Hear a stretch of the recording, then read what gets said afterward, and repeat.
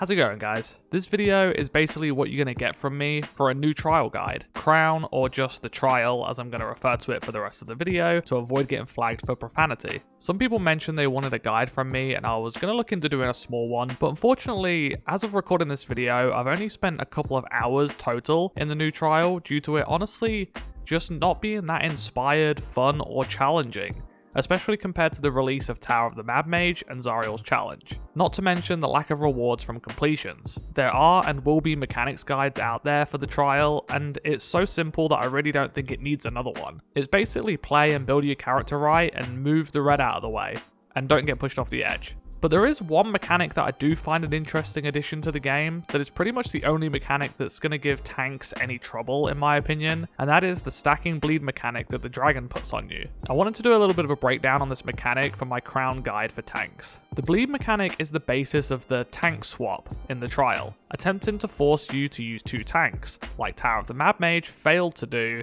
and Zariel achieved with the tank buster mechanic in there. Unfortunately, this one has failed as well, as people are solo tanking in the first week, and once you get to the end of this video, you'll hopefully understand how this is very possible and honestly quite easy to achieve. A couple of people mentioned some ways to avoid taking a lot of damage from the bleed using dailies, and mentioning how incoming healing was the best stat to build for this trial for this particular mechanic. So I wanted to check out how everything we put on our characters affects this. First of all, I checked out the damage that the bleed does, which, as it was mentioned, is based on your max HP, and is unchanged by any of the stats you can build on your character other than HP. So that was where I began, and you can see that's absolutely true. Each stack of the bleed does 2% of your max HP, unmitigated by anything other than your stamina when you block. Your damage resistance or damage reduction bonuses don't do anything to change this, such as Iron Warrior or Absolution encounters, Flash Freeze enchant, Lich Companion, and neither does adding or taking away any of your defensive stats, such as awareness or defense. I didn't test every single damage resistance ability or anything, but I'm just assuming the pattern will be the same across the board.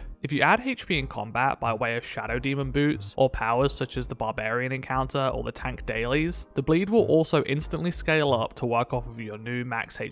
This seemed like an obvious place to start to see what affected this, and some people might find this annoying, as on your character you put all this time in to build up all your stats, only to have none of them affect anything when you get into the newest endgame content. But honestly, I find this a really interesting change to the usual tank busters and stuff, which definitely makes you think outside the box a little, as there are other things you can build, other powers you can use, and other playstyles to work off of to help you combat this mechanic. Some things to know about how to build your character for this trial after getting this knowledge. I wouldn't say to not build into any of your defensive stats, since you still need those stats to take other attacks in the content. There are other attacks the dragon, Valindra, and the mobs that spawn in will do to you, meaning you still want to build generally like a normal human tanking any content. It also raises the question of whether to take away HP from your character to lower the amount the bleed does, which is kind of a complicated question for a few reasons. It does make sense that the less HP you have, the less strain on the healers to combat the bleed, but it will be 2% of that HP per stack no matter what. And on the other hand, HP will help you with other attacks, and it also feeds into your stamina bar, which is very useful to take bleed damage. My advice would be that the basic rules still apply, and to just not worry about HP or adding any of it, which is why I wouldn't use the Shadow Demon Wisps in the trial. The Slips of the Rain or Midnight Boots are good alternatives anyway. But I also wouldn't actively try to take any away, as your healers will be helped a lot by the other thing you'll focus on a bit, being the incoming healing stat.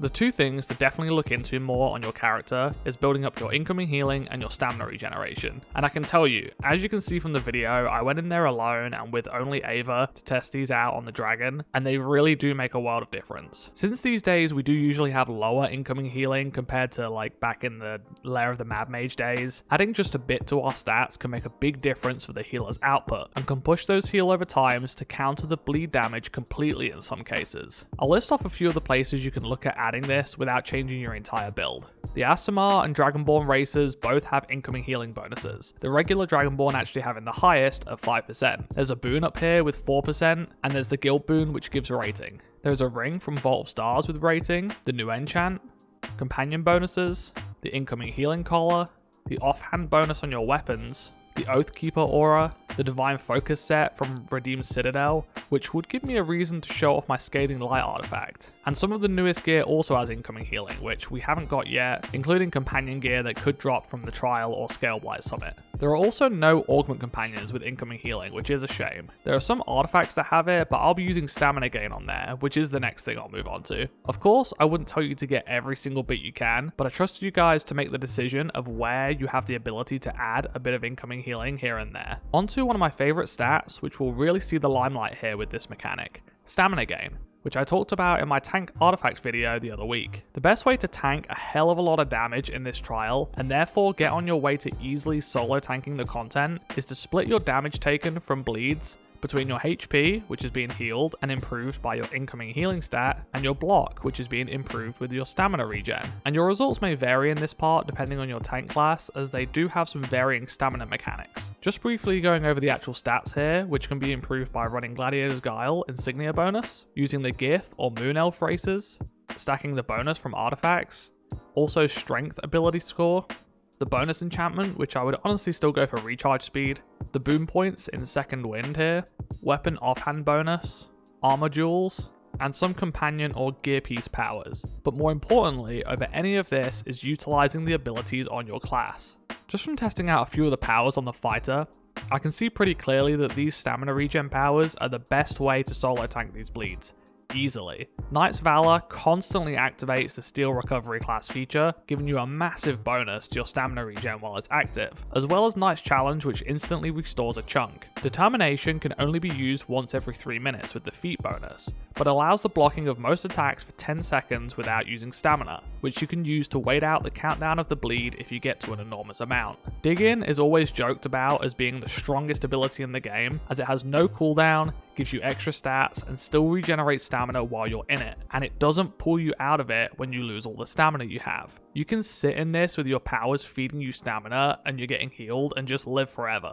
When determination is down, although Second Wind gives you the extra HP there, which increases the bleed, this would help you out heal some of the damage yourself with the lifesteal ability it has. Besides all of this, you can wait out the timer and remove bleeds constantly during the fight, as the dragon leaves the platform and has some attack animations that take so long they can just wear off. Talking on the other tanks quickly here, as I said it would be a little bit different, as the Paladin also has 2 stamina gain powers, being Binding Oath and Sacred Weapon. Binding Oath is very strong for stamina gain, and has an over 50% uptime, but Sacred Weapon does require you to hit something to get the stamina with the feat picked. The Heroism Daily could give you a heal, but again, increases the bleed due to the HP, but otherwise Shield of Faith could help with the extra incoming healing. Divine Champion would split the damage between your HP and shield, like we want it to, but you are limited on this due to Divinity, as well as having a 5-second downtime on the cast. Just unfortunately one of the reasons Fighter is the strongest tank, don't at me. Palisade can help you with the healing, but again, Divinity. The Barbarian does have a lot of stamina gain, but I'm unsure on the rate these days since I haven't kept as up to date with it.